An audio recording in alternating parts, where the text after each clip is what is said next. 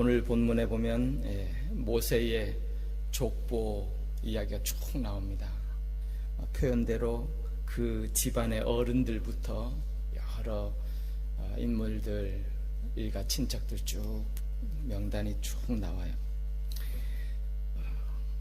그리고 나서 26절에 보면, 27절에 보면 그런 귀한 말씀이 있어요. 이런 많은 일가 친척, 가문 어른들 많이 있지만 그 속에서 하나님이 출애굽 사명을 명령하신 이는 모세다. 그리고 그 명령을 따라 말한 이도 모세다. 이게 참 의미가 있는 거예요. 여러분, 이 출애굽의 사명은 모세 그 사람에게 하나님이 주신 거예요. 이게 무슨 의미입니까? 앞에 일가, 친척, 집안 어른들, 많은 가문 인물들 다 기록해 놓았어요. 그럼에도 하나님이 모세 그 개인을 향해서 분명하게 말씀하시고 사명을 주신 거예요. 이것은 그 집안의 가문이나 어른이나 그 많은 사람들 중에 그저 누구라도 한 사람이 할 수 있는 그런 일이 아니에요. 하나님이 이 개인 한 사람을 위해서 주신 유일한 사명이고 특별한 사명이다 라는 사실을 우리에게 가르쳐 주잖아요. 여러분, 사실은 우리도 마찬가지입니다. 우리는 왜 이 시대에, 또 왜 나이가 이 민족 가운데 왜 이런 많은 가문과 관계 속에서 태어났는지 우리는 모르잖아요. 하나님의 예정이고 섭리일 뿐이에요. 그러나 분명한 것이 있습니다. 나라는 존재는, 내가 하나님으로부터 받은 이 사명은 그저 많은 사람 가운데, 소위 말해서 인류 70억 가운데 그저 그 가운데 한 사람에게 주신 그런 사명이 아니에요. 우리는 하나님 앞에서 이 세상 누구도 대신할 수 없는, 내 이름을 아시고 나에게 사명을 주신, 나에게 특별한 이 사명을 맡기신 하나님 앞에 유일한 존재로 살아가는 것. 아니, 이 시대뿐만 아니라 여러분 기억해 보십시오. 인류 역사 가운데 나라는 사람은 유일한 사람이에요.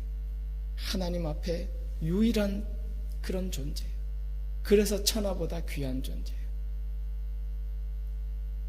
나를 향한 하나님의 유일한 그런 목적이 있고 뜻이 있고, 오늘 내가 감당해야 할, 하나님 앞에서 감당해야 될 그런 사명이 있는 그런 존재라는 거예요. 이건 너무너무 귀한 사실입니다. 이 사실에 대해서 우리가 잘 아는 대로 에베소서 2장 10절에 보면 그렇게 말하죠. 우리는 그의 만드신 바라, 하나님이 만드신 바다. 그 원어의 의미가 하나님의 걸작품이다, 그런 의미라고 그러잖아요. 여러분, 우리가 잘 아는 대로 작품은 상품하고 틀리잖아요. 상품은 많아요. 그냥 그 중에 그냥 고르면 이것, 그거 아니면 이것 고르면 되는 거예요. 그러나 작품은 이 세상에 유일한 거예요. 그것을 대체할 수 있는 것이 없습니다. 제가 전에 사역하는 곳에서 이렇게 선교를 갔다가요, 뭘 하다가 쇠타를 잃어버리고 집에 돌아왔어요. 그 쇠타는 제 아내가 제 생일 선물로 사준 쇠타예요. 그거 잃어버려가지고 얼마나 구박받았는지 몰라요. 내가 아이고 똑같은 거 사면 되지. 여러분, 똑같은 거 산다고 됩니까? 같은 상품이지만 의미가 틀리잖아요. 가치가 틀린 거예요. 생일 선물로 준 그 쇠타를 다른 가게 가서 똑같은 거라고 사 들고 와도 그 가치가 틀리고 의미가 틀리잖아요. 상품도 그래요. 하물며 작품이겠어요. 저희 집 큰애가 유치원 다니고 이렇게 하다가 처음으로 뭐 유치원에서 뭐 이렇게 한다 그래가지고 무슨 제가 보기에는 뭐 우습지도 않은 건데 뭐 그림 같은 거를 그려와서 제 딴에는 이거 뭐 아빠 엄마 그리고 뭐 했다고 좋아해요. 뭐 하다가 그걸 그 작품 뭐 이렇게 치우다가 찢어지고 그냥 망가져 버렸어요. 애가 울고불고 난립니다. 지연아, 그 다시 똑같이 그리면 되지. 그거 뭘 그래. 그럼 한번 생각해 보십시오. 그 아이가 다시 만들었다고 해서 그 작품이 되는 게 아니에요. 그것은 그 어떤 것으로 대체할 수 없는 그 유일한 가치가 있는 거예요. 근데 가만 생각해 보면요, 우리 생애라는 것이 그렇습니다. 생애 경험이라는 것은 모든 경험이 사실 본질적으로 보면 단회적이에요. 똑같은 경험을 반복할 수는 없어요. 그죠? 우리가 사람을 만났어요. 내일 똑같이 다시 만나잖아. 아니에요. 그건 똑같은 경험이 아니에요. 그건 두 번째 경험이지 똑같은 경험일 수가 없어요. 일생을 살아가면서 모든 경험이 그렇고 우리 생애 자체가 오늘 이 시간은 또다시 경험할 수 없는 그런 시간이에요. 그렇듯이 우리 인간 존재가 하나님 앞에서 얼마나 귀한 유일한 존재임을 우리 가운데 다시 말씀해 주고 계시는 거예요. 모세에게 하나님이 주신 인류 역사 가운데 모세만이 감당해야 될 하나님과의 관계에서 사명이 있는 그런 존재 뿐만 아니라 사실은 저와 여러분도 인류 역사 가운데 그 누구도 대신할 수 없는 이 자리에서 하나님으로부터 받은 그런 유일한 사명을 갖고 사는 그런 존재예요. 너무너무 귀한 존재. 그럼 이런 사명의 삶을 바로 살기 위해서 반드시 거쳐야 하고 반드시 해야 할 중요한 일이 있습니다. 그것이 무엇이냐면 하나님과의 1대1로의 관계, 만남이 필요한 거예요. 하나님을 1대1로 대하시는 그 하나님과의 대면, 만남이 있으셔야 돼요. 28절에 보면 그렇게 말씀하고 있어요. 여호와께서 애굽 땅에서 모세에게 말씀하시던 날에, 그 누구에게도 아니에요. 누구를 통해서도 아니에요. 누구와도 함께가 아니에요. 모세, 그 사람과 하나님과의 1대1의 만남, 대면, 그것이 반드시 필요한 거예요. 여러분, 진정한 믿음은요, 하나님과 나만, 고독한 나 홀로, 나 존재 홀로 하나님과의 대면이 있어야 돼요. 하나님과의 만남이 있어야 돼요.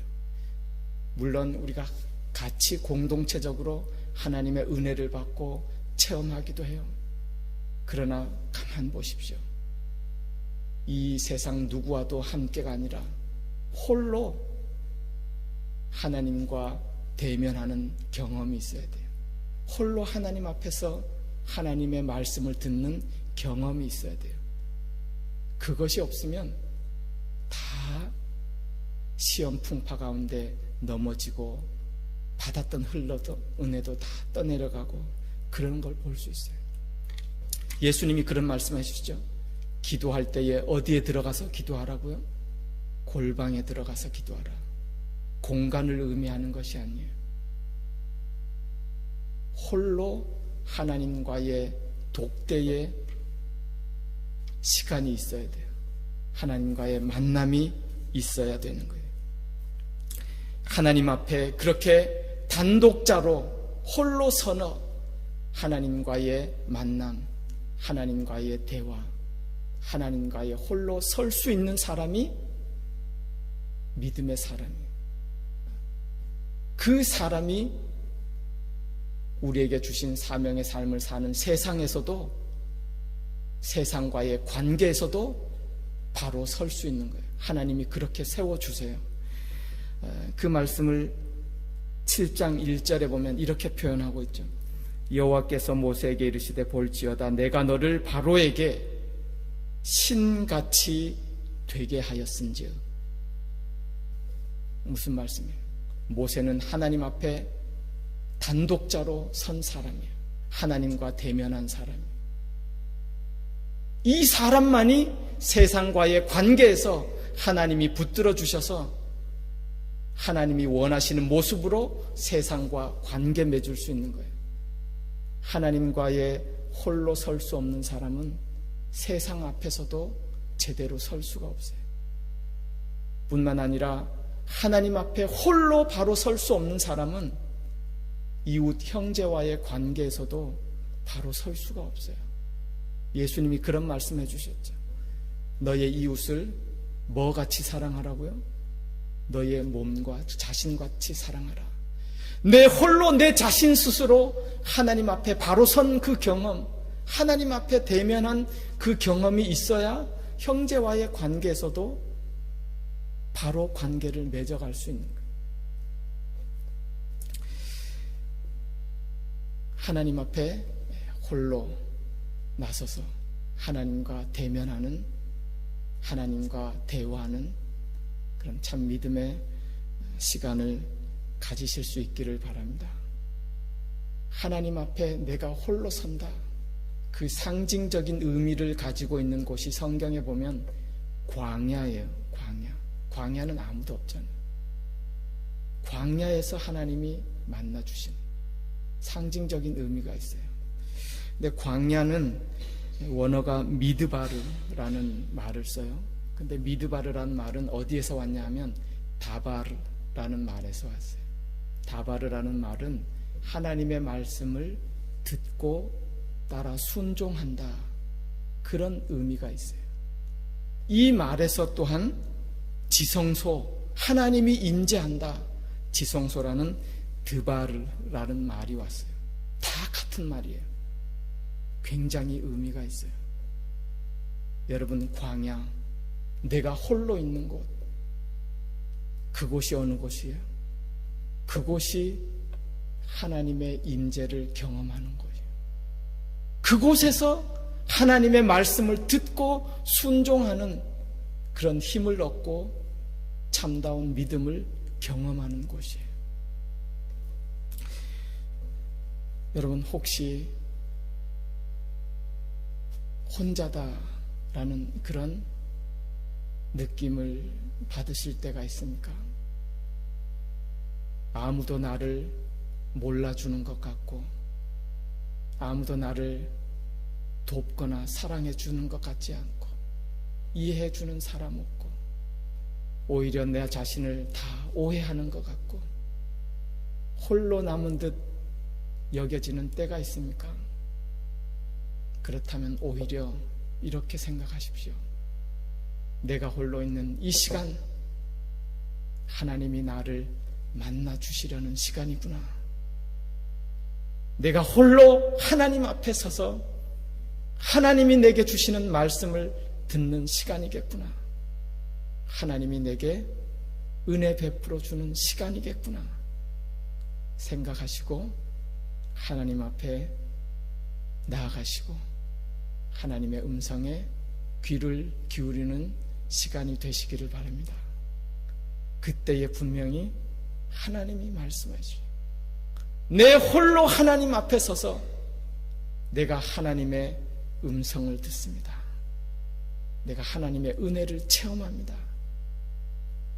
너무너무 귀한 시간이에요. 그때 하나님이 우리 가운데 오셔서 우리에게 은혜 베풀어 주시고 바로 세워주세요.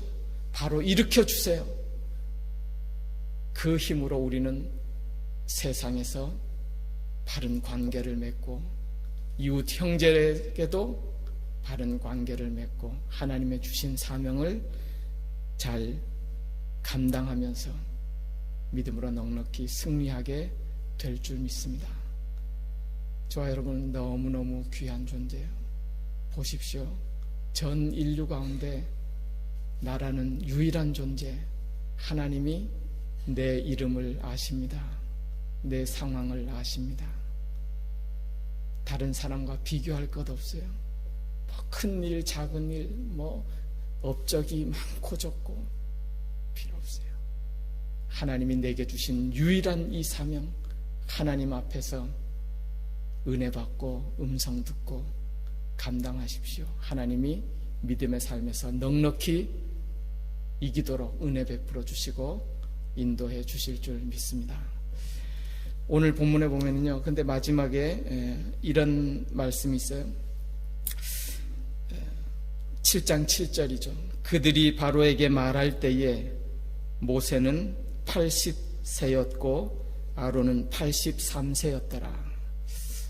제가 이 말씀을 이렇게 묵상하다가 왜 이 말씀을 왜 여기 이렇게 갑자기 이렇게 나이를 이렇게 해놓으셨나 묵상하는데 갑자기 그 사건이 떠오르더라고요. 사건이라기보다 우리 지난 그 성탄 축하 잔치 때에 우리 일남선교에서 특별 찬양한 게 갑자기 머리에 떠오르더라고요.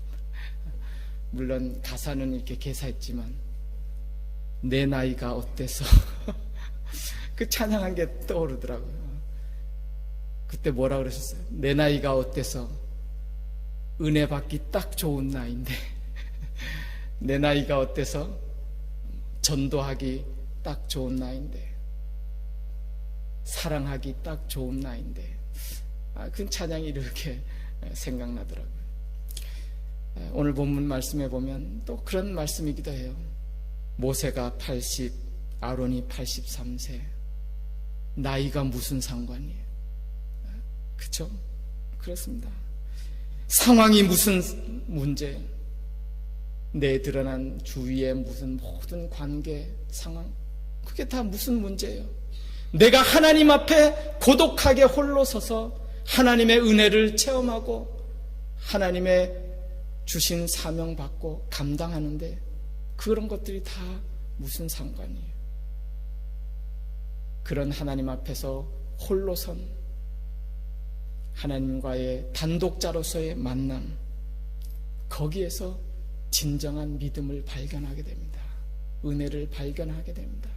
찬양의 고백처럼 온 세상 날 버려도 주 예수 날 버리지 않고 나를 끝까지 돌아보시니 주님 바라보고 내게 주신 이 사명의 삶, 현실의 삶을 넉넉히 살아갈 수 있는 그런 믿음의 힘과 능력과 은혜를 얻게 되는 줄 믿습니다. 오늘 하루도 이 은혜로 믿음의 경주에서 넉넉히 승리하는 저와 여러분들 되실 수 있기를 주님의 이름으로 축원합니다. 기도하겠습니다.